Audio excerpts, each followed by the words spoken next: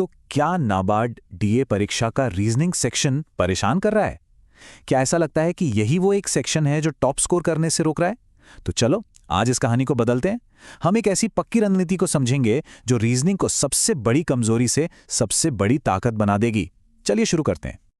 अच्छा, इस बदलाव को हकीकत में बदलने के लिए हमने एक पूरा 6 भाग का रोड मैप तैयार किया है। ये सिर्फ टॉपिक्स की एक लिस्ट नहीं है, ये एक पूरा गेम प्लान है जो बेसिक कॉन्सेप्ट से लेकर एग्जाम के दिन तक महारत हासिल करने में गाइड करेगा। आइए देखते हैं कि हम क्या-क्या कवर करने वाले हैं। तो हम रीजनिंग पर इतना जोर क्यों दे रहे हैं? क्योंकि ये सिर्फ एक सेक्शन नहीं है, ये एक गोल्डन अपॉर्चुनिटी है। यही वो जगह है जहां स्मार्ट तैयारी दूसरों पर एक बड़ी बढ़त दिला सकती है और ओवरऑल स्कोर को ड्रामेटिकली बूस्ट कर सकती है। इसे ऐसे समझिए, सही स्ट्रैटेजी के साथ रीजनिंग में लगाया गया हर 1 घंटा दूसरे सेक्शंस में लगाए गए 2 घंटों के बराबर का रिटर्न दे सकता है। एक डिसिप्लिन्ड अप्रोच के साथ ये सेक्शन ना सिर्फ स्कोर बढ़ाएगा बल्कि फाइनल लिस्ट में नाम पक्का करने वाला फैक्टर भी बन सकता है। ठीक है, तो इस गोल्डन अपॉर्चुनिटी का फायदा कैसे उठाया जाए?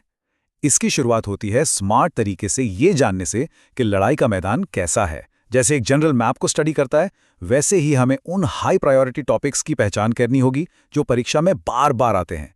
यहीं पर हमें अपनी सारी एनर्जी लगानी है ताकि सबसे ज्यादा असर हो। अब ये रही उन टॉपिक्स की लिस्ट जो बार बार पूछे जाते हैं। लेकिन देखो, इसको देखकर घबराना बिल्कुल नहीं है। ज्यादातर एस्पिरेंट्स यही गलती करते हैं कि वे इन सभी टॉपिक्स को बराबर इंपॉर्टेंस देते हैं। पर सक्सेस का राज ये समझने में है कि ये सब एक जैसे नहीं हैं। कुछ टॉपिक्स मार्क्स हासिल करने के लिए तेज स्प्रिंट की तरह हैं, जबकि कुछ मैराथन की तरह हैं जिनमें गहरी प्रैक्टिस की जरूरत होती है। और यही बात हमें हमारे अगले बहुत जरूरी पॉइंट पर ले जाती है। यहीं से हम सिर्फ पढ़ाई करने से आगे बढ़कर स्ट्रैटेजी बनाने की तरफ मूव करते हैं। हम अपनी प्रिपरेशन को 2 पार्ट्स में डिवाइड करेंगे। हमारे क्विक विंस जो तेजी से और आसानी से मार्क्स दिलाएंगे, और हमारे डीप प्रैक्टिस वाले टॉपिक्स जो एक सच में टॉप स्कोर की नींव रखेंगे। इस बैलेंस को मास्टर करना बहुत जरूरी है। तो देखो, यहां साफ साफ दिख रहा है इनइक्वालिटी और सिलोजिज्म आपके क्विक विंस हैं। ये रूल्स पर बेस सवाल हैं जिन्हें सही टेक्निक से जल्दी सॉल्व किया जा सकता है, जो आपको एग्जाम में तुरंत कॉन्फिडेंस देते हैं। दूसरी तरफ पजल्स और सीटिंग अरेंजमेंट्स हैवी वेट हैं। इनमें ज्यादा समय और लगातार प्रैक्टिस की जरूरत होती है, लेकिन इनमें मास्टरी करना ही वो एक्स फैक्टर है जो आपको दूसरों से आगे ले जाएगा। चलो एक क्विक विन का एग्जाम्पल देखते हैं। इस जैसे सवाल के लिए लक्ष्य सिर्फ इसे सॉल्व करना नहीं है, बल्कि इसके पीछे का थिंकिंग प्रोसेस समझना है। देखो, असली ट्रिक यहां पर यह है कि पूरी चेन को तेजी से स्कैन करना है। क्या पहले एलिमेंट से आखिरी तक बिना किसी ऑपोजिट सिंबल के पहुंचा जा सकता है? इसे ऐसे समझो जैसे मैप पर एक क्लियर रास्ता ढूंढ रहे हों। अगर रास्ता साफ है तो कंक्लूजन सही है। इस थिंकिंग प्रोसेस में लिटरली कुछ ही सेकंड्स लगने चाहिए, इसीलिए तो इसे क्विक विन कहते हैं। चलो अब जरा गियर बदलते हैं। इनइक्वालिटी की स्पीड के बिल्कुल ऑपोजिट सीटिंग अरेंजमेंट के सवाल पेशेंस का, विजुअलाइजेशन का और मेथोडिकल सोच का टेस्ट है।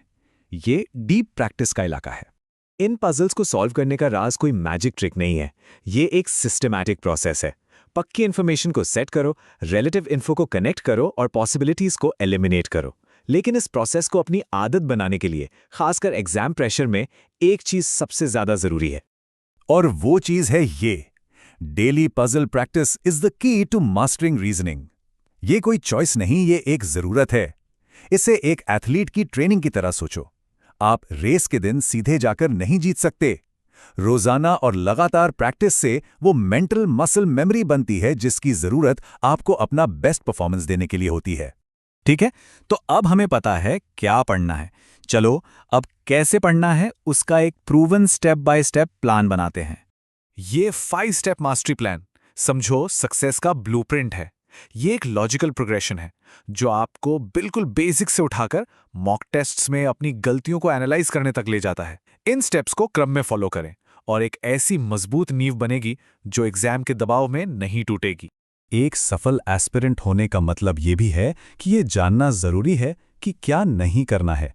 आइए उन आम गलतियों को कवर करें जो पूरी प्रिपरेशन को डीरेल कर सकती हैं। देखो, अंदाजा लगाना, लॉजिकल स्टेप छोड़ना, बेसिक्स को इग्नोर करना और बिना टाइम के प्रैक्टिस करना, ये कोई छोटी मोटी गलतियां नहीं हैं। ये मार्क्स के दुश्मन हैं जो आपकी सारी मेहनत पर पानी फेर सकते हैं। इन ट्रैप्स के बारे में अवेयर रहना ही इनसे पूरी तरह बचने का पहला कदम है। चलो अब पजल के फाइनल और सबसे क्रूशियल पीस पर आते हैं। एग्जाम प्रेशर में जब टाइम भाग रहा हो तो इस पूरी स्ट्रैटेजी को एग्जीक्यूट कैसे किया जाए। एग्जाम डे की स्ट्रैटेजी बस एक लाइन में है। सबसे पहले क्विक विंस को टारगेट करें, उन मार्क्स को सिक्योर करें, एक पॉजिटिव मोमेंटम बनाएं और फिर कॉन्फिडेंस और बचे हुए टाइम के साथ ज्यादा समय लेने वाले डीप प्रैक्टिस के सवालों को हल करें। यह अप्रोच स्कोर को मैक्सिमाइज करता है और घबराहट को कम करता है। तो ये रही आपकी फाइनल चेकलिस्ट फॉर सक्सेस। प्राथमिकता दें, महारत हासिल करें, प्रैक्टिस करें, एनालाइज करें और टाइम का ध्यान रखें। इस लिस्ट का हर पॉइंट आपके सफर का एक जरूरी कदम है। इसे प्रिंट करो, दीवार पर लगाओ और अपना डेली मंत्र बना लो। तो ब्लूप्रिंट, स्ट्रैटेजीज, सक्सेस की कीज, सब कुछ अब सामने है। रीजनिंग में टॉप स्कोर तक पहुंचने का रास्ता अब साफ है।